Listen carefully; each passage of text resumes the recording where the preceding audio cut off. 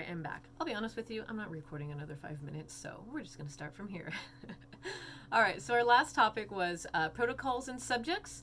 Now we're going to be working on what our ultimate goal is for a controlled study. And the idea here is we want to weed out any of the outside factors that are going to influence the results. So the biggest thing is we want to get rid of things that are going to sway the information and, interrupt what our ultimate goal is, which is trying to find the truest results that we can get to the best of our abilities. So the more you can weed out, the more control you have over your protocol. Remember, protocol, the way in which we do our experiment. All right, so this is why a lot of studies use what is called a control group. Okay, so we have a controlled study, we follow a protocol with our subjects, and now we have a control group. Now, a control group is a group that isn't exposed to any of the variables while your target sample is. Okay, so some of you might have heard of the word placebo, right? So the coronavirus vaccines that they're doing right now, they actually have some people who are in a controlled group who aren't getting any of the vaccine. They're just getting, I don't know, sugar shot. I don't know, usually placebos or sugar pills. So I have no idea how they're doing it, but I do know that the control group is not getting the vaccine versus those who are, which is going to be the target sample. Okay, so a few things I'm going to cover real quick are going to be, in order to design a good, reliable project, right, our research project, in order to do that, you need the following things. So we need the question. Remember the question we talked about earlier, a hypothesis, sample, control group, placebo, an experimental group, the independent variable, and then the data, which will give us conclusions. Okay, so I'm going to go over those really quick. The question, right? The question is the characteristic of interest. We talked about that again on chapter 4, which is concerning that target population. Who are we trying to get this information from? Now, the hypothesis is a speculation about what will be discovered. What are we going to find out while we're doing this experiment, okay? Considering this target population, what are we going to find out? Now, the sample are the members of the target population, right? So the target population would be all of Buttes. And remember, we talked about the gum last lecture. We want to figure out all the people who are chewing gum throughout Butte College. Then we bring it down to a sample. Remember, we talked about random samples so that we don't have any bias within our research. And of course, there's always going to be those outliers. Sometimes things happen. But the more random sample we do, the more likely we're going to get a better result, and at least the least bias we can get. Okay, so a sample comes from the members of the target population. Okay, sample of the target population. Now, a placebo is a pill or a treatment with no medical value or effect. So we call those sugar pills. Again, things that really aren't going to do anything for you. The experimental group itself is a group of subjects from the sample who are exposed to the treatment called an independent variable. So kind of break this one down. So the group of subjects from the sample. So you've got your target population, and then we pick up our random samples. And then these random samples are actually exposed. They're the ones who get the coronavirus shot or whatever. And we call that coronavirus shot the the independent variable. Okay, so the sample is from the target population, and then the variable is the actual thing that changes or doesn't change what happens. Okay, and again, the placebo are those of the target population, the sample size we give, that don't get that particular shot or whatever. So the independent variable is the special treatment, whether it's the shot or whatever it is we're doing in the experiment, given to the whole experimental group. Now, exposure to the independent variable should be the only difference between the control group and the experimental group, right? So when we have the control group versus the experimental group, you have to make sure everything's exactly the same, okay? The way you set it up, again, when we talk about procedures and protocol, when you go through the protocol, it still has to be the same. The only difference is going to be that variable, right? The only thing different is the variable that you give to this group that you don't give to that group, okay? So data is the observation that we get and we collect from this experiment, okay? So all the information we get is made and collected by the researcher, whoever's doing it. The conclusion is the researcher's summary. We're going to summarize. I don't know why I keep doing this. We're just going to summarize the meaning and the significance of the study result. Okay, so the conclusion is what you come from with all that data. Remember, inductive reasoning. Okay, so we have a couple different studies, and there is a video that I want you to watch that is in the PowerPoint, and it's a really, really good study because it has both blind and double-blind studies, and these are very important because you want to understand how is this going to affect your study. Okay, so the first one, blind studies, is studies which subjects, they're not told whether they belong to a control group or the experimental group. So you're going in, you're going to get the vaccine or whatever. I don't want to use, I'm just using it as an example. It's all I'm going to do right now. Okay, so you go in and you know that you are either going to get the vaccine or you're not. You really don't know. That's the blind. You go in, you're like, I have no idea what's going to happen. And the reason why they do that is they want to make sure that our minds do change the ways in which we react to things. So if you think you're getting cured, sometimes mind over matter actually does happen. So they try and keep it as controlled as possible. So you don't know. You don't know what's going to happen. And they do this to try and see what ultimately are the effects of either the vaccine or not getting a vaccine. Is the idea of getting a vaccine going to be the difference, or is the actual vaccine going to make the difference? So okay, obviously it might not work so much with this, but we just do this so that, again, that we're having these controlled blind studies. Now, a double-blind study is actually the video that I want you to watch below that includes where it's a study where neither the experimenter nor the subjects know which is the experimental group. Okay, so in the video, it talks about a researcher who had researchers who went in and they were told that there's, different types of rats. There were smart rats and they were really dumb rats. And then they told the researchers to put these rats and watch how they go through mazes. Well, it turned out, and you'll see it in the video, that the researchers, just in handling these rats, actually had an influence on how these rats performed. And though that study itself was actually a double blind, because the experimenters didn't realize that the rats themselves, there's nothing different between the two of them, these rats. But when the researcher, or the original, the guy back here says, hey guys, there's some dumb rats and there's some smart rats. Well, their handling of it with their assumptions went through and actually changed the results.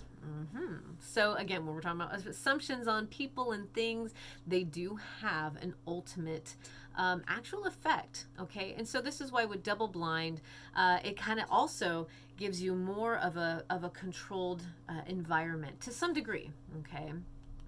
All right, so again, please go back, watch that video. It's excellent. I think you'll really appreciate it, not just for experiments, but how we react to people and how assumptions do create certain effects and the ways in which we treat people, act, research, however you say it, how we see things. So it's a really good video, and it's from NPR. I love NPR. Okay, so I do have in one of my next slide, it was a group activity that I had in class, and I don't want to change my PowerPoint, so it does say that. I'm leaving it there for the future for me and my classes, but we all know we're not in class right now.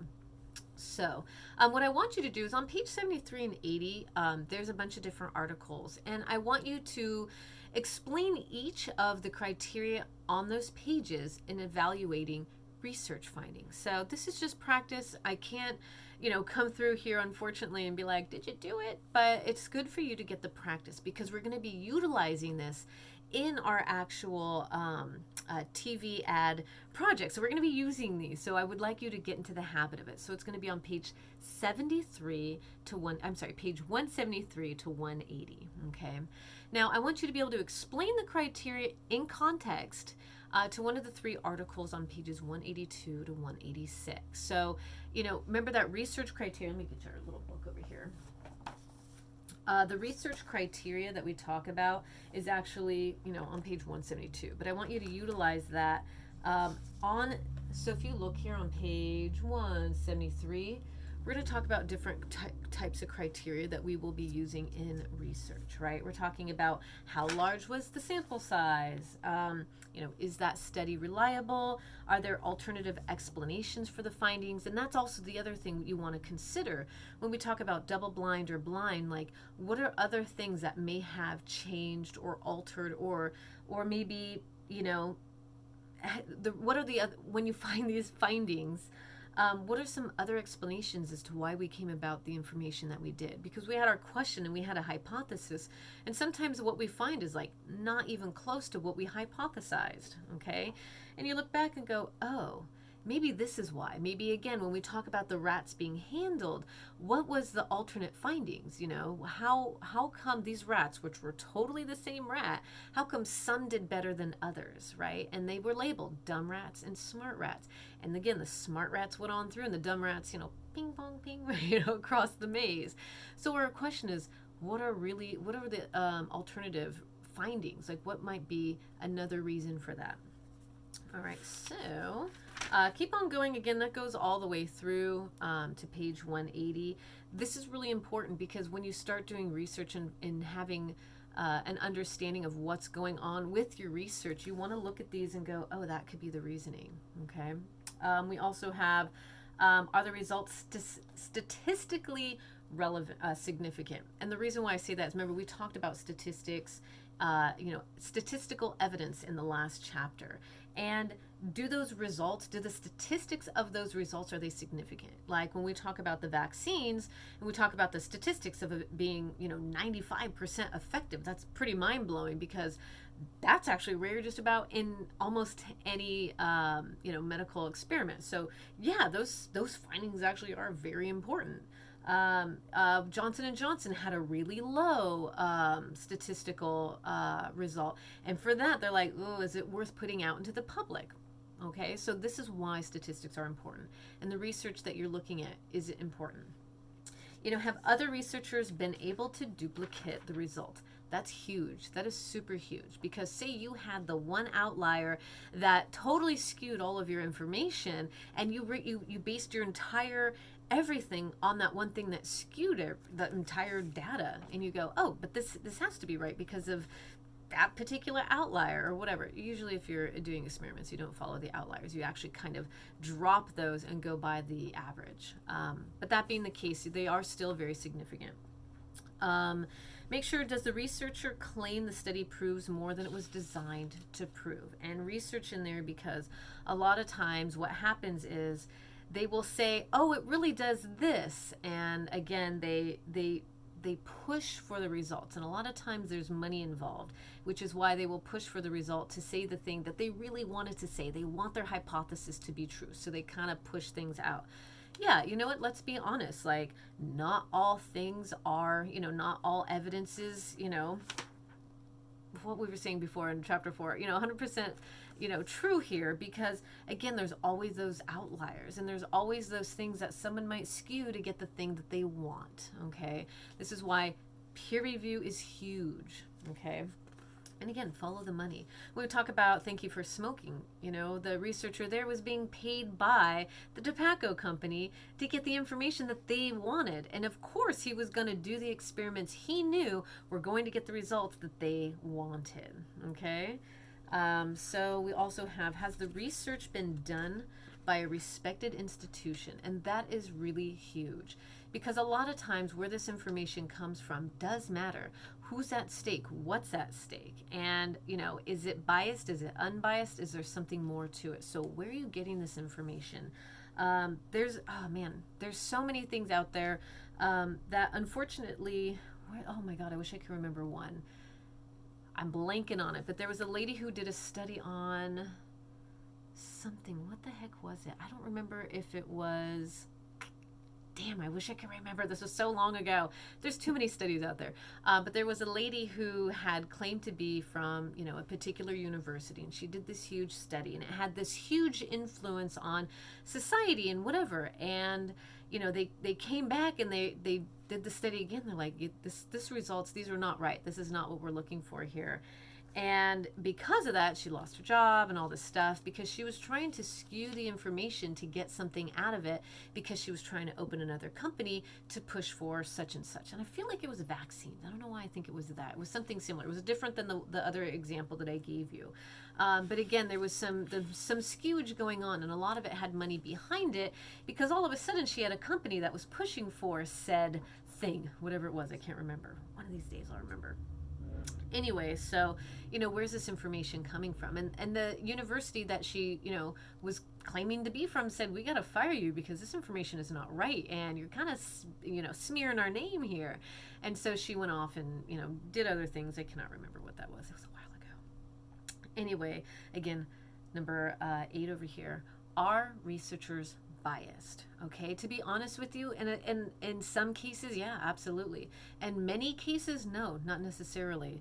The biggest thing is trying to figure out, again, who else has done the study? The initial study, who followed up on that? And, with this initial study, what was really behind it? Thank you for smoking. Here we go again, right? What was the bias behind it? So, anyway, I didn't mean to really go through all that, but just to kind of help you understand what it is I'm looking for. So, on pages 82 through 86, you actually have the articles. I want you to take those points that I just read to you, 1 through 8, and apply it to these articles and become the expert when you're reading this and go, where's the bias? What information are you finding that you feel to be true or maybe questionable? Okay. And I research everything. My husband will come up after a TikTok and be like, oh, did you see this thing? I'm all, bitch, no, I'm looking this up. And I'll look it up and I'll be like, babe. And he'll be like, meh. So for me, I don't like to take things at face value. I can't, especially if it seems like, whoa, that's crazy. Always take a step back and go, that doesn't seem right. And then there's times where like, dang, he's right. I did not know that. There's actually a TikTok couple, these two dudes who actually will go through and they'll say, is this fact or is this cap? Okay, cap apparently is the new word for a lie. Anyway, so that being the case, they'll go through and they'll do all the research on it and they'll go, yeah, this is true, this is not true. So I always appreciate that because I don't believe everything I see. I've been duped enough, right? Okay, so that being the case, I want you to be an expert on this and understand that these things, these ideas and this research we're going to be using in the video or the film that we're watching called the Dallas Buyers Club. So I really want you to feel confident so that when you go to watch this movie, you'll go, I see now. I see now. Okay. All right. Now, one of the biggest things we want to also pay attention to is expert testimony because it's a very manipulative it could be considered a manipulative tactic in certain things. Okay, and we're going to talk about that in a little bit. So our biggest question here is, what is an expert? Okay, an expert is presumably someone who, through both training and practice, has superior knowledge about a given topic. So my question is to you, if we have, I'm actually going to say it this way, we have Jenny McCarthy. I don't know why this vaccine thing is, I don't care either way. You all do your own opinion on it, but I'm just using these as examples because they are hot topics. So Jenny McCarthy obviously pushed to say that my son got autism from vaccines. Okay, she argued and argued and argued. And my question is she an expert in this? Is she an expert? Or did something happen in her life and she's looking for a reason to explain why said thing happened? Okay, so that's the question. Would you call her an expert? You could say, well, she was a parent who has a child with autism, so I would consider her an expert.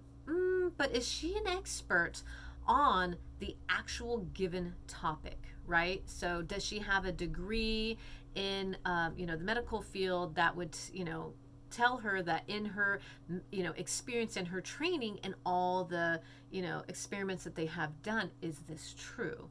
Or is it something that she put, post hoc ergo propter hoc, because of this, then that, right? Like, so is she using a fallacious argument to make a statement? Kind of seems more like it leans towards that way than being able to say that she is an expert on this to give testimony to say that it is true. Okay, and again, the experiments that we're seeing still do not lean in that direction. So, and that's a lot of data and a lot of research. We still don't know the answer to what causes autism, unfortunately. We're still trying to figure that out. And I say we as if I'm there, but I'm not there. But as a whole, researchers are still trying to find out because it's important, okay? And it's important to find out the truth rather than making a bunch of assumptions based on ergo, post hoc ergo propter hoc, where you're just like, well, this, then that. Doesn't always work that way. Okay, so we often assume that these experts have done necessary inductive reasoning. And again, deductive reasoning is all that research based, and coming up with a conclusion based on that data. Okay, so experts are the ones who, they're getting this information, they're relying on it, they're doing experiments, their peers are backing them up. They're like, man, based on all the times that we've done this experiment, this is what we're finding to be true. But again, remember we talk about those lines, those intersecting lines, that at some point, the more data you get, the more you see the truth. So we're still working on it, still trying to figure out the answers. So on a personal basis, we think about, like, I go to trainings and lectures for teaching, even though I've been doing this for however many years, 15 years, whatever. But each time I do this because I need reminders, I need practices, I need hands-on, and I also need to be more mindful of that things and people change as we as a society grow and expand. It's very important that I am, mindful and wise to my students that are coming in, because we are not all the same and not all things are equal. And it's tough, especially as a teacher. It's like I can only teach so many ways and I'm only going to reach so many people. But the more I do training, the more I can find different practices to kind of step up and go, okay, this is a better way to do it because of the research and the information we're finding. This is what we're finding to be true. You guys, it's a living, breathing thing. You can only do so much. Okay, so that's on a personal basis. On a daily basis, I have to ask that, so where are you finding expert testimony? Like, where are you finding the people that you trust to take your, things to or get information from? So like we take our cars to the mechanics, because to be honest with you, cars, nowadays you pretty much have to be a rocket scientist. Like the electrical, findings that come through cars now is like, this is crazy, My husband actually for a while was in the Butte College mechanic program, and it was wild. So mechanics now are on like a whole new level. So now we do need the experts. It's hard for us just to go through in our cars and pull it apart and go, there you go, that's the problem. It doesn't work that way anymore. We also go to proofreaders to look at our papers. Sometimes you guys will go to, I forget the program that we have at Butte. I haven't been there in a while, apparently. The place that you go upstairs, and the LRC to come help you with your papers. I know where to go. I can't remember the name right now. Also, we go to places like we call PG&E before we start digging holes, so we don't, completely blow out our neighbors' fuses or neighborhoods. Okay. We buy, like a surfboard. Like I'm not going to go grab something off the shelf if I don't really know what I'm doing. I'm going to go to a, whether the pro shops or see what are the pros going for, which is sometimes good and sometimes bad, because don't they get paid to push certain things, right? But see what are they really writing. You go to shapers, try and figure out, what do they like, and then we ask pharmacists their suggestions on like allergy medicine, like nasal versus taking a pill or whatever. So okay, we go to the experts because we need their advice. Now on a daily basis, we now go out to a wider base and we ask, we trust scientists. And the reason why we trust scientists is because of the work that they have to do and the work that they've gone through to get the information that they need to get. We read editorials. We put trials in the hands of judges and lawyers, and we trust pilots to fly planes. Like we agree that as a society to train people to have some expertise so we don't have to. Okay, so we trust that society is going out of their way to give these people the expertise they need, that again, that we don't have to fly the plane, we don't have to fix our own cars, and we don't have to do all the scientific research behind allergy medicine. Now my question to you is, and I kind of just already alluded to this, are there problems with this? Are there problems with us relying so much on quote unquote expert testimony? Yes, of course, obviously, because we are human and we are born of error, right? Like, at some point we have feelings and emotions and, things get swayed.